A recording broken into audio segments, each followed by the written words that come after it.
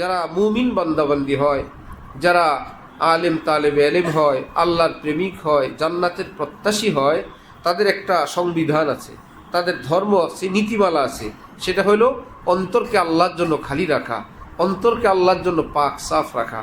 এখানে আমি আল্লাহর জন্য বাসা বানাইতেছি, আমি আল্লাহর জন্য এখানে ফুল লাগাইতেছি, আল্লাহ পাক এখানে নূর বর্ষণ করবেন। শেখুল হাদিস হযরত মাওলানা মনসুর সাহেব রহমতুল্লাহি আলাইহি সাউথ আফ্রিকার মস্ত বড় আলিম ছিলেন, শেখুল হাদিস ছিলেন।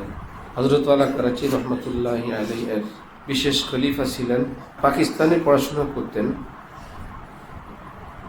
এত বড় বুজুর্গ পাকিস্তানে আছেন জানতেন না, মোটামুটি জানতেন, কেউ ওখানে যেতে দিত না। বিভিন্ন জন বলতো আরে বিষয় মানুষ, যাওয়ার দরকার নেই, তেমন বুঝতেও পারেন নাই। সাউথ আফ্রিকা চলে গেছেন পাকিস্তান পড়ে, কখনো করাচি হজরতকে দেখেননি, আসেন শুনছেন। সেখানে হজরত গেছেন, হজরত আল্লাহর বয়ান শুনে সেখানে রাহালে মোলামা হজরত আল্লাহর ভক্তবৃন্দ দেখে আফসুস, আল্লাহ, জীবনভর আমি ছিলাম করাচি পাকিস্তানে, এত বড় বুজুর্গের কাছেই ছিলাম, আমি গেলাম না, আমাকে যেতে দিল না। শেষে হজরতের সঙ্গে বায়াত হয়েছেন, সম্পর্ক করলেন, বারবার পাকিস্তানে আসতেন, ওই জায়গায় আর যেতেন না, যারা ওনাকে যাইতে দেয় নাই ওখানে আর যেতেন না। আমারে তারা অনেক ঠকাইছে। আমি সেই যুগে সেই সময় যদি এই আল্লাহওয়ালাকে পাইতাম তো আমি কত আগে আল্লাহওয়ালা হইতাম, কত বেশি আল্লাহর মহব্বত দৌলত অর্জন করতে পারতাম। রাগে অভিমানে সেদিকে আর যান নাই। ওনার লেখা সার আল্লাহওয়ালাদের সম্পর্কে, জিনে মিলি হো জিন্দগি মে रहनुमाई शेख की वो गोया अपने साथ रह गुजार ले। কোনো এক সময় এই আশারগুলো আমাদের হযরত আল্লাহ দামাত বারাকাতুহুমের মজলিসে খুব পড়া হইতো জুমার পরে, অনুবাদ করা লাগতো আমার, একজনের পড়তো, আমাকে হযরত বলতেন যে ভাই তরজমা করো। সেই ঢালকানগর মাদ্রাসায় থাকতে মার্কাজুন নূরেরও আগে কোনোটা আছে ছাত্র জমানায় তরজমা করা লাগতো। যাদের জীবনে কোন আল্লাহওয়ালার रहनुमाई দিক নির্দেশনা নসিব হয়ে যায়, আল্লাহর পথে সে এভাবে চলে যেন আল্লাহর পথের মহাসড়ক তার সঙ্গে চলতে থাকে। ইনাউলিয়া কি বোয়ে দিল জাহাঁ কো মস্ত করতি হ্যায়। এ আল্লাহওয়ালাদের রুহের খুশবু, আত্মার খুশবু পুরো পৃথিবীকে বিমোহিত করে, মুগ্ধ করে। जो अपने साथ कल्ब बेकरार लेके चलते हैं। যে আল্লাহওয়ালারা আল্লাহ পাকের জন্য এক অস্থির, এক প্রেমময় অন্তর সাথে নিয়ে এই পৃথিবীতে বাস করেন, সে অন্তরাত্মার খুশবুতে পুরা পৃথিবী বিমুগ্ধ হয়, খুশবুদার হয়। खुदा का इश्क किस तरह छुपा सकेंगे अहले दिल जब आँखों में वो इश्क का खुमार लेके चलते हैं। আল্লাহর প্রেমিকরা আল্লাহ পাকের প্রেম ভালোবাসা লুকাবেন কিভাবে? কারণ আল্লাহর প্রেম ভালোবাসার প্রচণ্ড নেশা তাদের চোখে দৃশ্যমান, চোখে দেখা যায়, অন্তরে আল্লাহর প্রেমের আগুনের ধোঁয়া, সেটা লুকানোর তো কোনো উপায় নেই। হামারা ক্যা বিগাড়েঙ্গি ভালা খেজা কি আঁধিয়া। এই পৃথিবীতে শীত আসে, বসন্ত আসে, বসন্তর পর হেমন্ত আসে, বসন্তে গাছগাছালি সুন্দর হয়, হেমন্তে সব ঝরে যায়, শীতে সব পড়ে যায়। বলে এটা পৃথিবীর আবহাওয়ার এই দৃশ্য। এইরকম হেমন্ত যখন আসে, যখন গাছগাছালি পাতা শূন্য হয়, দেখতে তেমন সুন্দর লাগে না, এগুলো আমাদের কি কিচ্ছু করতে পারে না। আমাদের অন্তরের ফুল বাগানে সব সময় ফুল থাকে। আমাদের এখানে শীত এবং হেমন্ত আসে না, সব সময় বসন্ত থাকে। कि हम तो कल्बे रश के सद बाहर लेके चलते हैं। আমরা শত বসন্তের ঈর্ষণীয় ফুলবাগান, ঈর্ষণীয় সতেজ সজীবতা নিয়ে আমরা এই পৃথিবীতে বিচরণ করি। যেই সতেজতা, সজীবতা এবং আমাদের পত্র পল্লবের ফুল ফলের সৌন্দর্য দেখলে বসন্ত আফসোস করতে থাকে, হায় আমি বসন্ত না হয়ে এরকম কোন আল্লাহওয়ালা দিলে যদি একটু জায়গা পেতাম। আমি বসন্তের তো কোনো গ্যারান্টি নাই, কিছুদিন পর আমি লাল হই, আমি শুকাই, আমি ঝরি, কিন্তু আল্লাহওয়ালাদের অন্তরের ফুল বাগান তো দেখি স্থায়ী। এই ফুল ঝরে না, মূর্ছে যায় না, শুকায় না, আরো সুন্দর হয়, আরো সুন্দর হয়, আরো নতুন নতুন ফুল ফোটে। এই পৃথিবীর ফুল ফোটে, একটা ঝরে আরেকটা ফুটে, একটা শেষ হয় আরেকটা উঠে, কিন্তু কোনো মুমিনের অন্তরে এরকম কি হয়? নামাজ শুরু করলো, কিছুদিন পর যখন রোজা আসলো তো নামাজ ছেড়ে দিছে, রোজা ধরছে, এরকম হয়? নামাজি মানুষ যখন রোজা রাখা শুরু করে, এমন কি হয় নামাজ বন্ধ করে রোজা রাখা আরম্ভ করলো, তো নামাজের ফুলও ছিল, এখন রোজার ফুল ফুটছে। এবার জিকিরের ফুল আবার ফুটছে। জিকিরের কারণে কি রোজা বন্ধ করে দেয়? তার সঙ্গে চলতে থাকে। আবার আরেকজনের মন চাইলো, ভাই একটু তিলাওয়াত করি, তো তিলাওয়াতের ফুল ফুটলো না, একটার পর একটা যোগ হইতে থাকে। এমন না যে একটা শুরু হয় তো আরেকটা শেষ হয়ে যায়, একটা আমল আরম্ভ করে আরেকটা আমল বন্ধ হয়। এতদিন দাড়ি রাখছে, এখন দাড়ি কামায় ফেলছে, এতদিন পায়জামা পাঞ্জাবি পরছে, এখন শার্ট প্যান্ট পরে, কারণ এখন আরেকটা আমল শুরু করছে, তো ওই জন্য একটা বাদ দিয়ে আরেকটা শুরু করছে। এমন হয়? কিন্তু পৃথিবীর ফুল বাগান কি হয়? একটা ঝরে আরেকটা ফুটে, একটা ঝরে আরেকটা ফুটে, অটোমেটিক সিস্টেম। এই জন্য ফুল বাগান ঈর্ষা করে, হায় আমি যদি পৃথিবীর ফুল বাগান না হয়ে কোনো আল্লাহওয়ালার, আল্লাহর প্রেমিকের, কামেল কোনো মুমিনের অন্তরে আল্লাহর মোহাব্বতের ফুল বাগান হইতাম, চিরকাল ফুটে থাকতাম, চিরকাল ঘ্রাণ ছড়াইতাম, আমি কোনোদিন ঝরে যেতাম না, আমি কোনোদিন শেষ হয়ে যেতাম না, আমার স্থায়িত্ব থাকতো। এশকে বা মুর্দা না বাসাদ পায়েদার, এশকে রা বা হাইয়ু বা কাইয়ুম দার। জালালউদ্দিন রুমি বলেন, হে বন্ধু, কোনো মরণশীল, ধ্বংসশীল, লয়শীল, ক্ষয়শীল এরকম কারোর সঙ্গে প্রেম ভালোবাসা করো না, কারণ যাকে তুমি ভালোবাসবে সে তো ধ্বংস হবে, মরবে, পচবে, গলবে। তোমার মহব্বতের কি হবে শেষে? তোমাকে রেখে সে মাসুক বেচারা কবরে চলে যাবে। আগে জানতে তো তুমসে কভি প্যার না করতে।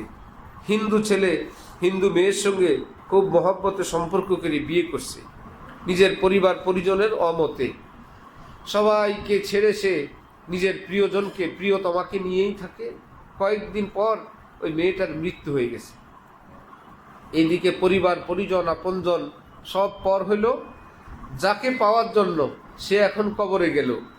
পাগল পারা হয়ে রাস্তায় ঘুরে আর বলে, আগে জানতে তো তুমসে কভি প্যার না করতে। সব ছেড়ে তোমার কাছে আসলাম, তুমিও আমাকে রেখে এভাবে যাবে, এ কথা জানলে তোমাকে ভালোবাসতাম না। এশকে বা মুর্দা নবাসাদ পায়দার, এশকেরা বা হাইয়ু বা কাইয়ুম দার। হযরত জালালউদ্দিন রুমি বলেন, এই পৃথিবী যাই দেখো সব ধ্বংসশীল, সব লয়শীল, ক্ষয়শীল, পচনশীল, মরণশীল। যাকেই তুমি ভালোবাসবে সে মরবে আজ অথবা কাল, কিন্তু তুমি কি করবে? হযরত বলেন, মাটি যোগ মাটি সমান সমান, মাটি যোগ মাটি সমান সমান, মাটি যোগ মাওলা সমান সমান মাওলাওয়ালা, আল্লাহওয়ালা। মাটি যোগ মাটি সমান সমানও মাটি, আর মাটি যোগ আল্লাহ সমান সমান আল্লাহওয়ালা। এরা কখনো মরেও মরে না, মরেও অমর। বড় পীর জিলানী দুনিয়া থেকে চলে গেছেন, সবাই কি ভুলে গেছে না মনে রাখছে? খাজা মঈনুদ্দিন চিশতি মনে রাখছে, থানবী মনে রাখছে, মাদানী মনে রাখছে, গাজালি মনে রাখছে, হাসান বসরি মনে রাখছে, হাফিজি পীরজি মনে রাখছে। কেউ ভুলবে না, কারণ কেউ তাদেরকে নাম মিটাইতে পারবে না। ইমামে আজমের নাম কেউ মিটাইতে পারবে না, ইমামে আবু ইউসুফ, ইমাম মুহাম্মদ রাহিমাহুমুল্লাহ। যারা মিটাইতে আসবে নিজেরাই মিটবে। ইসে মিটনে মে वो मिट जाएंगे खुद, ये नक्शे सजदा है कशका नहीं है।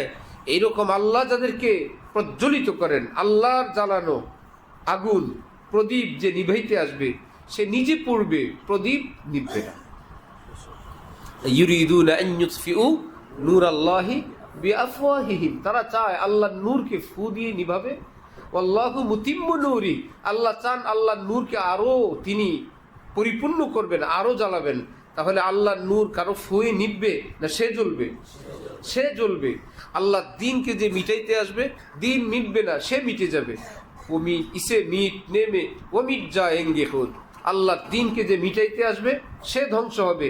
ইয়ে নকশে সেজদা হয়, এটা আল্লাহ দিনের চিহ্ন। কষ্টা নেই হয়, হিন্দু নারীর কপালের সিঁদুর না। হিন্দু নারীর কপালের হিন্দু নারীর কপালের সিঁদুর ইত্যাদি ইত্যাদি, সেটা মুছলে মুছে যায়। আর কপালের নূর আল্লাহ পাকের দিন ঈমান, সেটা মুছলে মুছে না। আল্লাহ আমাদেরকে দিন বুঝার তৌফিক দান করেন।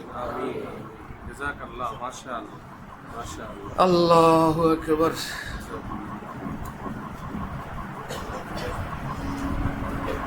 दिलों के आईने करा ले साफ शेख से वो लोग जो वसवसों के गिर्द और गुबार लेके चलते हैं। যে বিভিন্ন ওয়াসওয়াসা কুমন্ত্রণা নিয়ে যারা এই পৃথিবীতে বাস করে, কোনো কামেল আল্লাহ ওয়ালার কাছে গিয়ে দিলটা সাফ করায় নাও। আইনে মাস সিনা চু আইনে দাস্তান কুফরাস দার তরিকতে মা কিনা দাস্তান। যারা মুমিন বান্দাবান্দি হয়, যারা আলেম তালেবে এলেম হয়, আল্লাহর প্রেমিক হয়, জান্নাতের প্রত্যাশী হয়, তাদের একটা সংবিধান আছে, তাদের ধর্ম আছে, নীতিমালা আছে। সেটা হলো অন্তরকে আল্লাহর জন্য খালি রাখা, অন্তরকে আল্লাহর জন্য পাক সাফ রাখা। এখানে আমি আল্লাহর জন্য বাসা বানাইতেছি, আমি আল্লাহর জন্য এখানে ফুল লাগাইতেছি, আল্লাহ পাক এখানে নূর বর্ষণ করবেন। আহা, এই পৃথিবীতে কেউ কোনো নেতার সঙ্গে যদি ভিডিও কনফারেন্স করে, এখান থেকে বিদেশে বসে নেতার সঙ্গে কথা বলবে, ওই রুমটাকে সাজায়, কারণ নেতা সেখান থেকে এই রুম দেখবে, দেখতে কেমন লাগে। ঠিক বান্দা আল্লাহর সঙ্গে ভিডিও কনফারেন্স করবে, জিকির করবে, আল্লাহকে ডাকবে, ওদিকে আল্লাহ এদিকে বান্দা। এই জন্য রব্বুল আলামিনের সঙ্গে বান্দার যে সম্পর্ক হয়, হাতে পায়ে হয় না অন্তরে অন্তরে? এই জন্য অন্তরকে খুব সাজাইতে থাকেন। মশগলা এহলে দিল কা এ আখতার বাগ ইমা কি বাগবানি হ্যাঁ। হযরত ওয়ালা করাচি এর কবিতা হলো যে আল্লাহ ওয়ালাদের একটা পেশা আছে, দুনিয়াওয়ালাদের পেশা। আপনি কি করেন?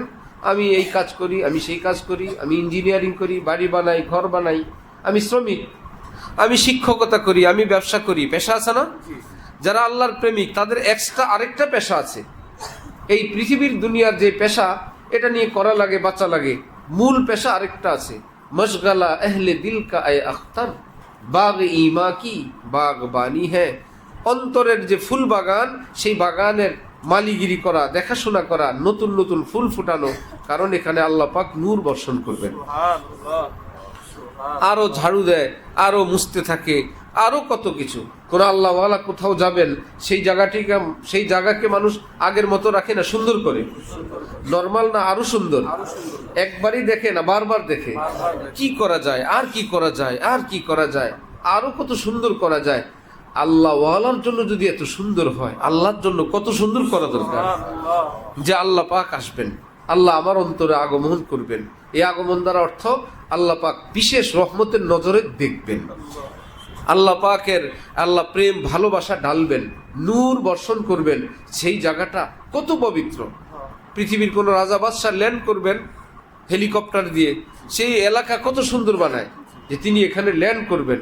ওফো, রব্বুল আলামিন বলেন, আমি আমার মুমিন বান্দাদের অন্তরে আমার ব্রাঞ্চ বানাই, আমি নূর বর্ষণ করতে থাকি। তো যারা আল্লাহর প্রেমিক হয়, তারা এই কষ্ট করেন বসে বসে, যে কারণ যে সে অন্তর ফুল বাগান হবে কিংবা এই গান্দা নর্দমা হবে, এটার সাপ্লাই হয় আবার বাহির থেকে। হযরত ওয়ালা করাচি বলেন, তোমার একটা হাউস আছে, হাউসের কতগুলো পাইপ লাগানো আছে, পাইপ যদি নর্দমার সঙ্গে থাকে, তাহলে বাহির থেকে হাউসের মধ্যে কি আসবে? ভালো জিনিস না ময়লা? ড্রেনের সঙ্গে থাকলে ড্রেনের ময়লা আসবে।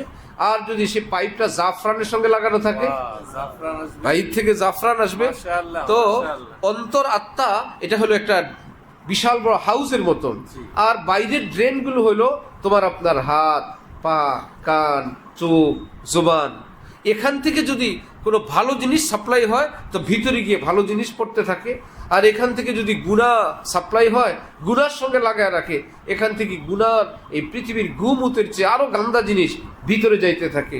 এই জন্য পাপিষ্ঠ মানুষ সুখে থাকতে পারে না, কারণ বাহির থেকে দুর্গন্ধময় ময়লা আবর্জনা আমদানি করে ভিতরটা নষ্ট গান্দা বানায় ফেলে, আর ভিতরে সুখ থাকে না।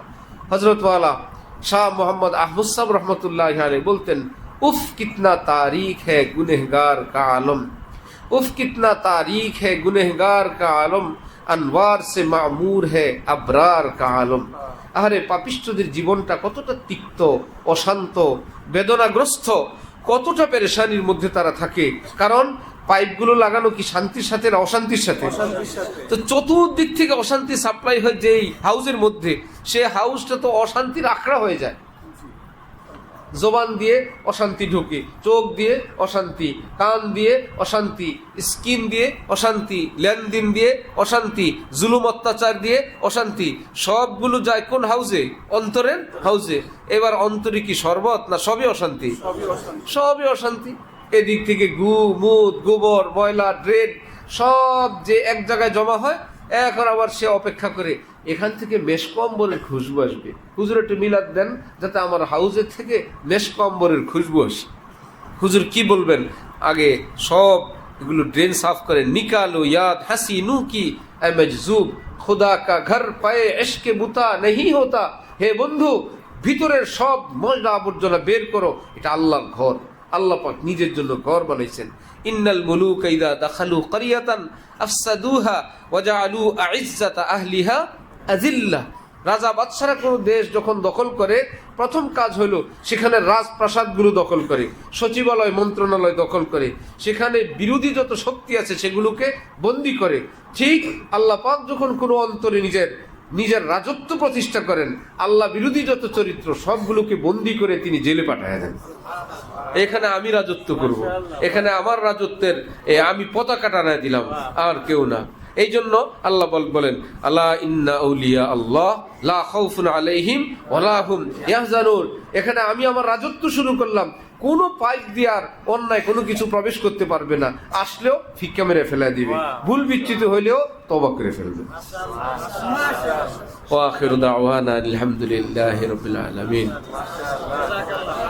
সুবহানাল্লাহি ওয়া বিহামদিহি, সুবহানাকাল্লাহুম্মা ওয়া বিহামদিকা, আশহাদু আল্লা ইলাহা ইল্লা আনতা।